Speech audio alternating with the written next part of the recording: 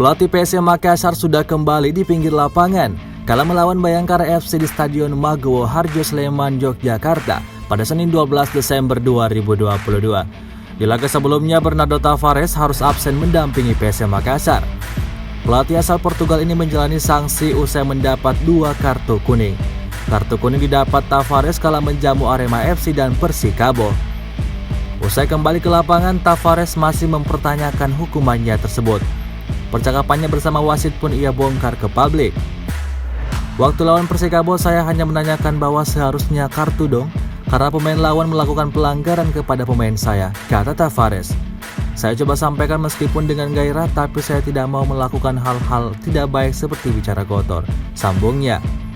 Hal serupa juga terjadi di laga sebelumnya kala melawan Arema FC. Saat itu Tavares mengaku hanya menanyakan keputusan wasit tanpa mengeluarkan kata-kata tidak baik. Waktu lawan Arema, pemain saya ditinju dan akhirnya saya mendapat kartu kuning. Padahal saya hanya bertanya, apa yang kamu berikan kepada pemain ini, Arema yang meninju pemain saya, ujar Tavares.